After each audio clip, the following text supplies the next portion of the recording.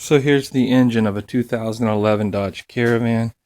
The thermostat is to the left of the engine, and I'm going to point to the housing of it. This right here is the housing. Kind of has a square thing on the top, and it has two bolts, one right here and one underneath it right here. All you have to do is remove those two bolts and take this clamp off. That should pop off, and we'll replace a new one, and I'll show you what the new one looks like. The part that you're going to need is right here. This is a genuine Mopar part.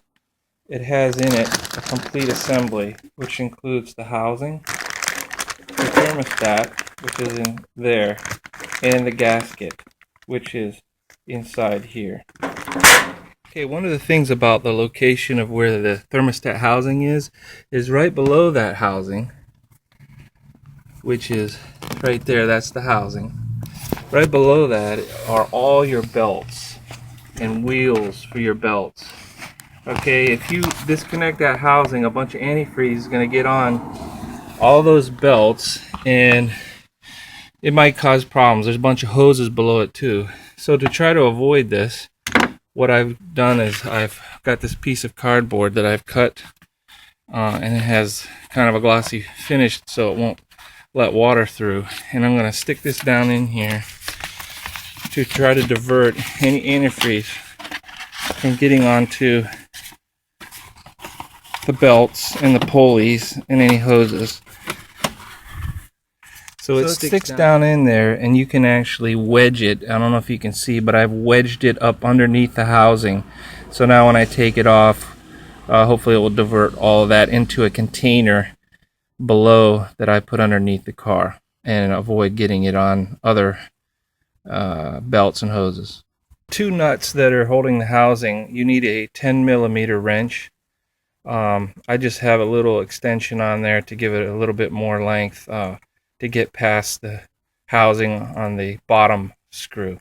So we're going to stick that down in here, and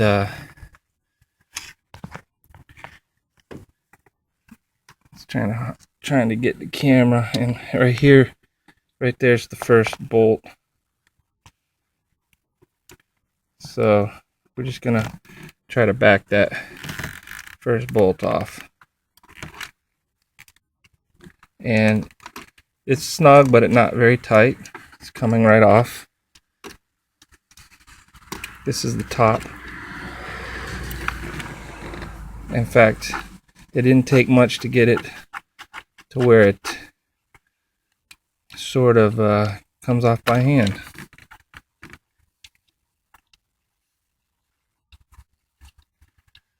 So very easy to remove. Top bolt.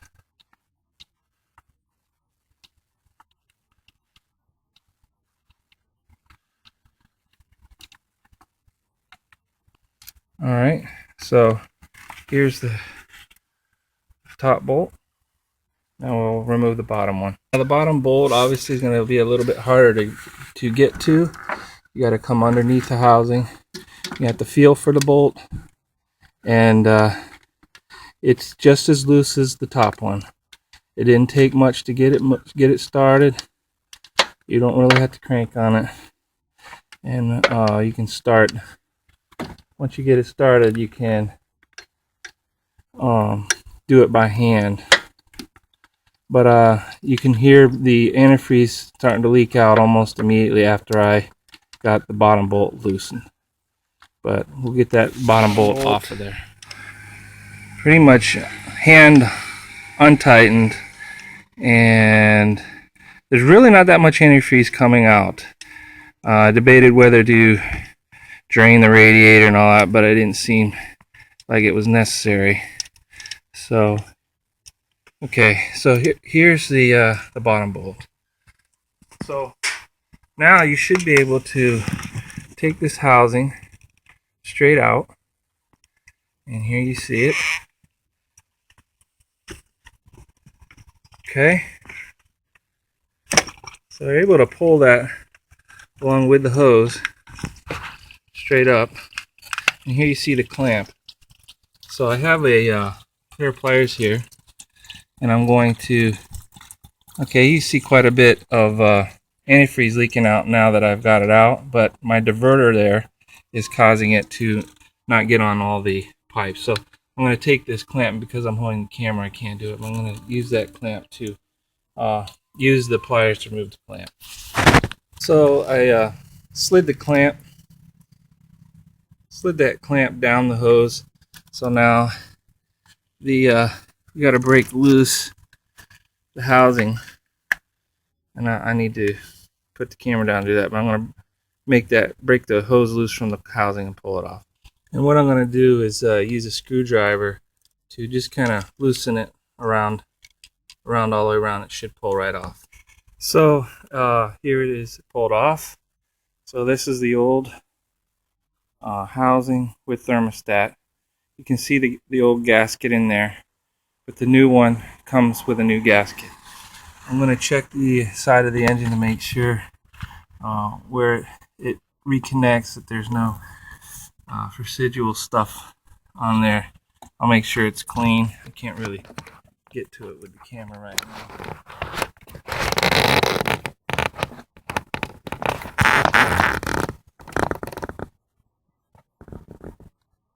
The old one, here's the new one. Looks very similar. Obviously this, like I said, is a Mopar piece, and all we're going to do is reinsert it into the hose, put the clamp on, and screw the bolts back on. So I've inserted the new one, and now I'll take my pliers and raise that clamp back up. So my clamp is back up. You just want to make sure that it's seated even all the way around when you put it back on. So now we'll put this back down. It's a little bit tight. If you get past some of these wires and hoses,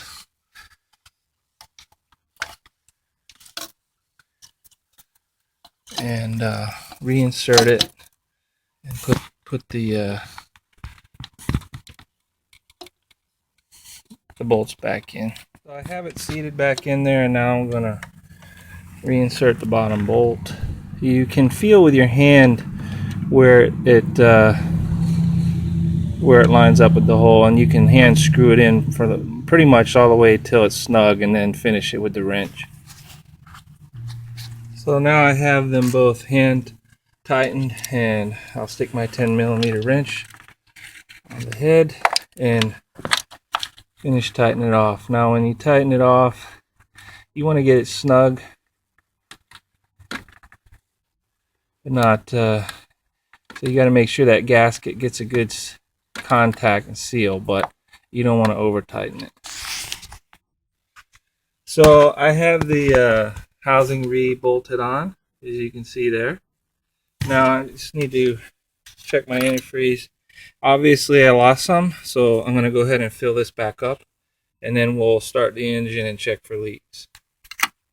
So I refilled it with antifreeze. It looks like I lost about 1 quart. So not much antifreeze was lost. So now we'll restart it and check for leaks. So as you can see, I pretty much cut all my antifreeze. It might be a 1.5 quarts. And if you look at my diverter, it works very well. I measured it's about 14 inches long this way. I cut it narrow at the tops so that I could get it in easier, and it did help to make it a triangle shape, but it's basically 6 inches here and about 9 inches on the bottom. Anyway, that's it. And just so you know, I got that thermostat housing gasket all together on eBay for like $13.50. That included shipping. Started my engine. I'm letting it heat up, and you can see there's no leaks either at the hose connection or where the housing is bolted on. I'll run it for a little while, and I'll check my fluid levels again and top off my overflow at proper level. So that concludes this edition. Hope it helps you. It was real easy, really, without doing all the camera work, doing it just yourself. It'll probably only take you between 15 to 30 minutes tops to do the whole job.